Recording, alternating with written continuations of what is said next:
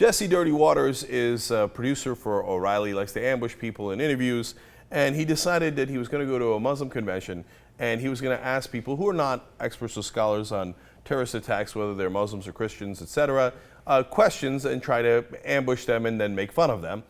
So we had this very pleasant segment on the O'Reilly Factor because of it. Let's watch. If it was a Christian, it would never say it was a Christian terrorist. Have there been a lot of Christian terrorist attacks recently? There's been some. Like which ones? I can't recall. But she didn't articulate what do I have to explain? Right, and she also couldn't give an example of a Christian terrorist attack. No, I mean, there haven't been any, so that's probably why she couldn't do it. And I think the main beef is that when there's a terrorist attack in this country, the media automatically goes to, well, was it a Muslim? And these people here don't like that. Why? They feel, but it's always a Muslim. It is Not always a Muslim. I mean, we had the Unabomber and things like that. True. But recently, it's always been It is always the a Muslim, right? But they said this: if there was a guy running around America, mass murdering people, and calling himself a Christian, we wouldn't say this guy's Christian. He's unchristian. The liberal press would go wild exactly, with that. But a real Christian would say that guy's not a Christian. It's not Christian to kill people, well, and that's just their analogy. All right, now, have there been acts of Christian terrorism? Well, Bill O'Reilly tells us there haven't been any. I'll get back to that in 1 second, but first I want to address something that Waters said at the end there. Well, look, a real Christian, a true Scotsman, would say that that's not the Christian thing to do, so by definition it can't be Christian, whereas even if the Muslims say that, which they never do, a real Muslim does do bombing, so it would be the Muslim thing to do. Of course, this is a ridiculous logical fallacy, plus it's factually incorrect. The largest Muslim American group, CARE, says after every bombing, after any attack by any Muslim, we think it's reprehensible, etc. In fact, let me give you some of the quotes after 9/11. American Muslims condemn terrorism in all its forms. This is from CARE. The possibility that a Muslim could be involved in such an attack in the United States is a cause of distress and apprehension for our community.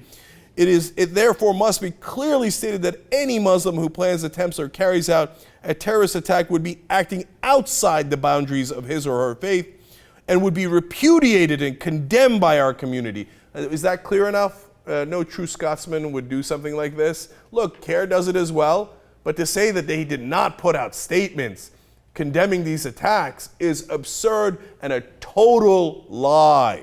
Now, let's get on to the idea of whether there was Christian terrorist acts or not. Well, O'Reilly says, if there were, surely we would report it, but there haven't been any. Really, let's look into it. Now, do you remember Timothy McVeigh? Timothy McVeigh, of course, did the Oklahoma City bombing. I don't believe he was Muslim. I'm fairly sure he was Christian. Now, 168 people died there, 600 people were injured. Now, you can say, hey, look, it wasn't necessarily Christian fundamentalism. He didn't do it because of Christianity.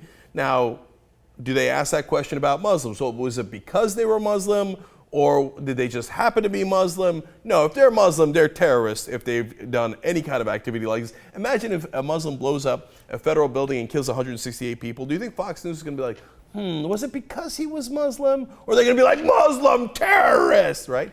Okay, but you know what?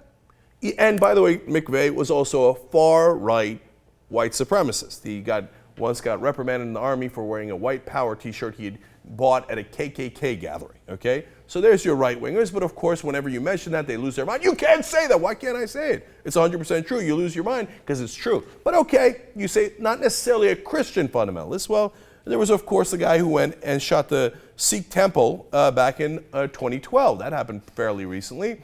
Another right-winger, white supremacist, shot the Sikhs because they were Sikhs. He confused, of course, ironically, he confused them with Muslims, which they are not, but he's an idiot right-winger, so he doesn't know who he should direct his hatred towards, but he did shoot them because of their ethnicity, or what he thought was their ethnicity. Okay? You say, all right, but look, that's the right wing. It's not necessarily Christian fundamentalists. All right, let's keep going.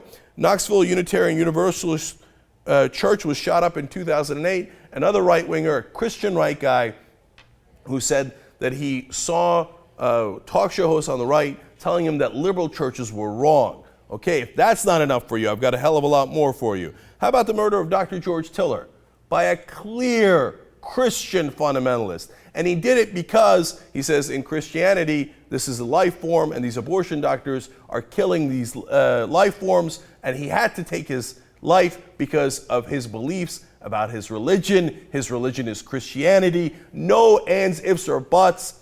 Christian fundamentalist terrorist. And it happened very recently. That was in 2009, of course. That was Scott Roeder. Now, when you, and by the way, of course, egged on by guys like Bill O'Reilly, who kept saying over and over again, Dr. Tiller, the baby killer, Dr. Tiller, the baby killer, and then somebody shot the so-called baby killer because they believe in the Christian fundamentalism of Bill O'Reilly. He just happened to conveniently forget that. Let me quickly go through others. The murder of Dr. John Britton by Paul Jennings Hill, who was part of a Christian fundamentalist group called the Army of God. By the way, do you know what Hezbollah means in Arabic? The Army of God. It can't be any closer. The Army of God is linked to many abortion killings. We also had the murder of Barnes Slepian by James Charles Cope. He was also exalted as a hero by the Army of God, also a Christian fundamentalist. There was the Planned Parenthood bombing in Brookline, Massachusetts in 1994. And then, of course, there was also the Centennial Olympic Park bombing in 1996. The Olympic bomber Eric Rudolph, who also bombed a lesbian bar and an abortion clinic. He killed people in all of those bombings and injured hundreds more in the Olympic bombing. And he was clearly a Christian fundamentalist who did all those bombings in the United States of America because of his religious beliefs. But if you turn on Fox News, well, God damn it, it's the Muslims.